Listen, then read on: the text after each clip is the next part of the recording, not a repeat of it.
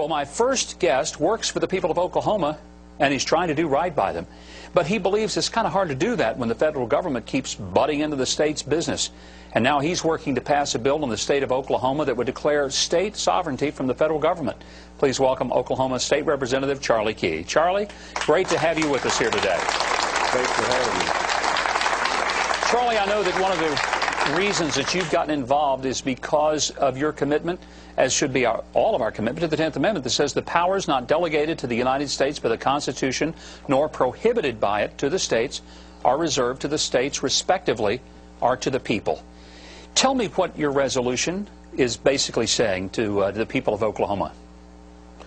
Well, the resolution is saying that the Constitution is the supreme law of the land and that it specifically delegates certain powers to the federal government, and all other powers are reserved to the people and the states, and that the federal government has increasingly moved out of that framework over the last several decades, and that they need to get back into that proper role.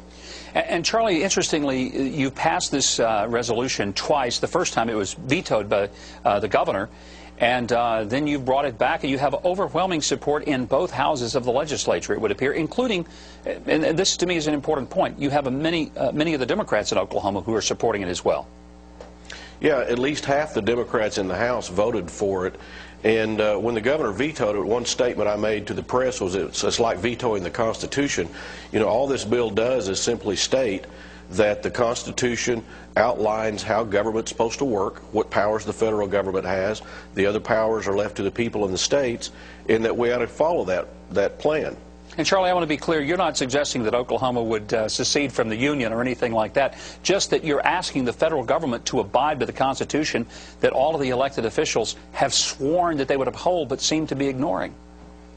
Right. You know, there's others that have brought in this issue of secession, and I've never brought that up, and so it's not part of this resolution. But to me, the Constitution either means what it says or it really doesn't mean anything at all. If we don't follow the Constitution, then over time, a little bit at a time, the Constitution ceases to mean anything. So it's real important that we follow the Constitution. And Charlie, I want to talk about some of the practical reasons that you felt compelled to do this resolution. I know during my tenure as governor, I often found myself butting up against the Budinsky approach of the federal government on things like Real ID, Medicaid funding, education funding. Tell me what some of the specific issues that you face in Oklahoma that have said, hey, enough is enough.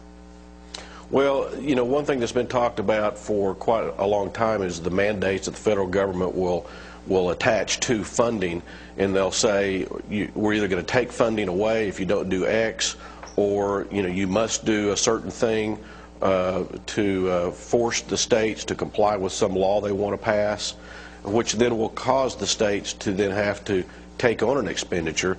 Well, there's nothing in the Constitution that allows them to do that.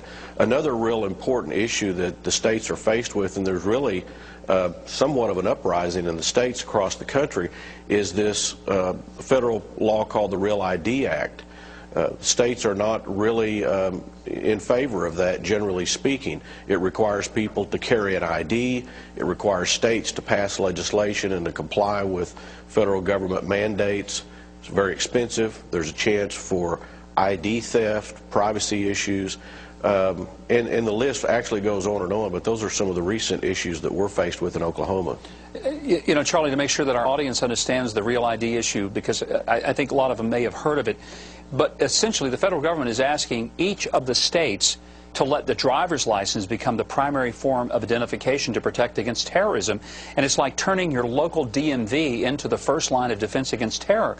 And for most states, the DMV counter worker is the person who is somewhat of an entry-level state employee, hardly trained for police work, hardly trained to spot false documents, and we're going to turn the entire security of our country over to state driver's license authorities, which is really not protecting people from criminal activity or terrorism. These people, all are giving is a license to drive, not a license to say that they've had a criminal background check.